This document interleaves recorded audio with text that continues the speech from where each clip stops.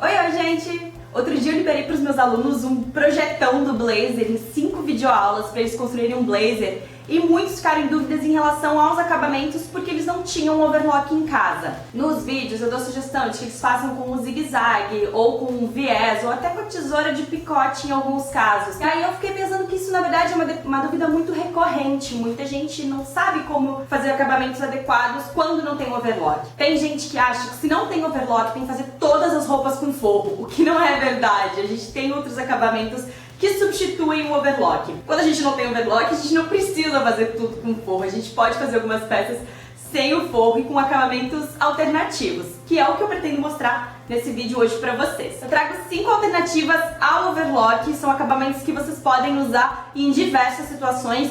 Pensem bem qual o acabamento adequado para cada momento, porque nem todo acabamento funciona para todos os tipos de tecido. Assim como o overlock também não é sempre a opção a ser escolhida. Eu sei que o overlock às vezes ele parece a opção óbvia, mas alguns tecidos não funcionam muito bem e vocês têm que usar outros tipos de acabamento. Então esse vídeo também é para quem quer alternativas quando o overlock não é o melhor acabamento para usar numa peça. Às vezes é uma peça que precisa de um acabamento mais refinado, ou às vezes eu tô costurando e não tenho a linha da cor e preciso entregar a peça. Então existem outras alternativas. Importante dizer pra vocês que se vocês têm uma sapatilha de overlock, não quer dizer que vocês vão conseguir fazer o ponto que imita o overlock. Acontece muito dos alunos chegarem pra mim: Débora, comprei uma sapatilha de overlock, como é que eu uso? E a máquina às vezes não faz o tal do ponto do overlock, então não adianta. Já aviso, as máquinas de costura mais simples, elas não fazem o ponto de overlock, então por isso não adianta comprar essa sapatilha específica se a máquina de vocês não faz o ponto de overlock. Então é isso, bora lá! Bom, a primeira é a tesoura de zigue-zague ou a tesoura de picote. Ela não é o acabamento mais adequado do mundo e também não é para ser usado em todos os tipos de tecido. Vocês podem usar a tesoura de picote em tecidos que não tem tanta tendência assim a desfiar. Importante, só usem a tesoura de picote para cortar tecido. Se a tesoura de picote de vocês começar a cortar papel também, ela vai perder o fio e amolar uma tesoura zigue-zague não é tão simples assim e não é em qualquer lugar que vocês encontram um profissional que faça isso. Bom, o primeiro acabamento é esse com a tesoura de zigue-zague, que é essa daqui, ó, mais conhecida como a tesoura de picote também. Não é o melhor acabamento do mundo, mas ele super quebra um galho, principalmente se a peça ela não vai ser lavada muitas vezes, como um figurino ou uma fantasia de carnaval, por exemplo. A segunda alternativa para vocês fazerem o acabamento é o super conhecido zigue-zague. A gente pode fazer o zigue-zague de duas formas. Se eu vou abrir a costura, eu faço nas duas partes separadas. Se eu quiser, eu também posso costurar e fazer nas duas partes juntas. É importante que seja um ponto não muito grande e bem próximo um do outro. É ideal que vocês primeiro testem para depois fazer na peça final. O jeito mais fácil é vocês fazerem essa costura em zigue-zague na margem de costura e depois refilar. Não façam tão na beiradinha assim, porque o zigue-zague não pode cair fora do tecido. Isso independente se eu vou fazer com os tecidos juntos ou com os tecidos separados.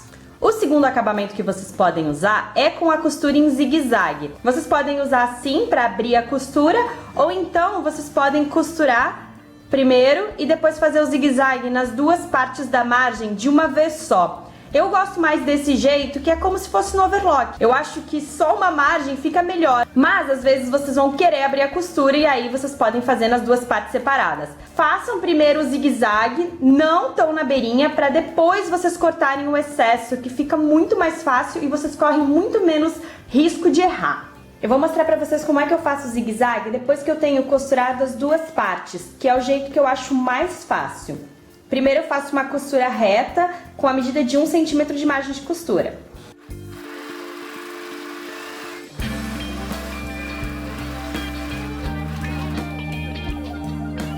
E aí depois eu vou regular a máquina para o zigue-zague que eu quero. Testem antes o zigue-zague para que vocês encontrem um tamanho adequado. E aí eu vou costurar, não tão na beiradinha assim.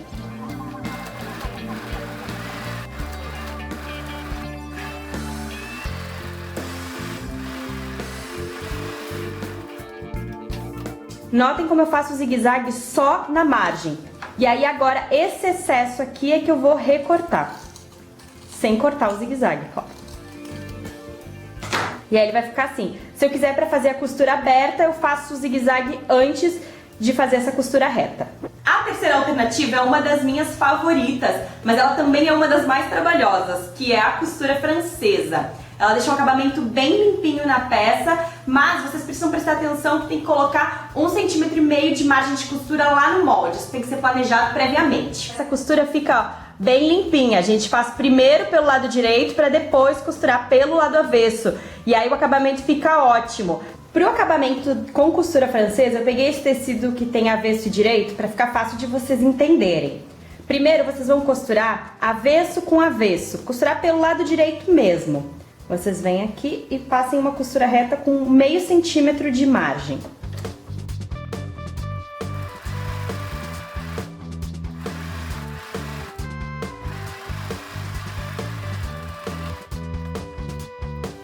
E aí depois que eu fiz essa costura pelo lado direito, é que eu vou então costurar pelo lado avesso, ó. Eu viro aqui pelo lado avesso, coloco essa costura pra dentro e aí eu vou costurar com 1 centímetro.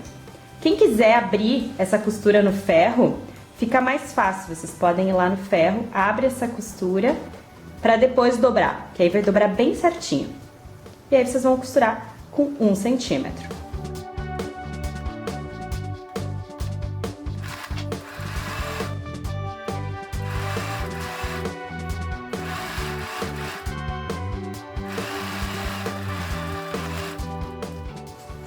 E aí assim ela vai ficar por dentro e por fora ela vai ficar assim, bem limpinha também. A quarta alternativa que eu trago pra vocês é viés. Eu adoro, porém eu entendo que ele dá muito trabalho. Vocês podem fazer tanto com o viés de tecido mesmo, ou então com aquele viés comprado. Eu, quando faço esse tipo de acabamento, eu coloco no aparelho de viés, porque eu acho muito mais fácil. Vocês podem fazer isso. Se vocês pretendem abrir a costura, vocês coloquem o viés nas partes separadas. Mas vocês também podem primeiro passar a costura e depois colocar o viés, que fica um viés só ao invés de dois. Às vezes facilita a vida, viu? De todos os acabamentos, esse é o mais trabalhoso, mas é o que tem o resultado mais bonito se vocês colocarem o viés direitinho, né? Não esqueçam, viés tem que ser cortado no sentido enviesado, bem na diagonal do tecido. Vocês podem também fazer com o viés. Eu preferi aqui fazer com o próprio tecido, mas se vocês quiserem fazer com esse viés pronto que a gente compra, o viés de cetim, não tem problema. Evitem aquele viés de algodão em roupa porque ele pinica muito na pele. Eu gosto de fazer direto do próprio tecido, que aí eu coloco com o aparelho, esse aqui, porque a minha máquina é industrial. Na máquina doméstica vocês podem usar aquele pezinho que faz o viés, que também é ótimo de usar e é um acabamento que facilita a vida de vocês. Se vocês quiserem fazer assim para abrir a costura, primeiro vocês colocam o viés em cada uma das partes para depois vir e costurar. Vocês podem também fazer assim. Primeiro costura as duas partes e coloca o viés nas duas partes. Ele fica um acabamento mais limpinho se vocês não forem abrir a costura. E a quinta alternativa é fazer uma bainha fina. Ela funciona muito bem nas retas, mas ela não é uma boa alternativa para usar em curvas. Também tem que ser feito quando eu vou abrir essa costura. Com ela fechada não rola muito bem. Eu fiz aqui, dobrei e dobrei 0,5 centímetro. Ela é bem simples de fazer, como se fosse uma bainhazinha de lenço. Ela não funciona muito bem em curvas, mas ela é um ótimo acabamento para vocês usarem em partes onde vai zíper, por exemplo. Espero de coração que esse vídeo tenha ajudado vocês a clarear as ideias. Eu sei que o overlock é um grande desejo de muita gente e que as pessoas vão comprando conforme elas vão tendo essa possibilidade, ou de dinheiro, ou de espaço, mas que isso não seja um impeditivo para que vocês costurem agora. Aproveitem e se inscrevam aqui no canal, que aí vocês ficam sabendo antes dos conteúdos que eu trago pra cá. É isso, graças por assistirem e a gente se vê no próximo vídeo.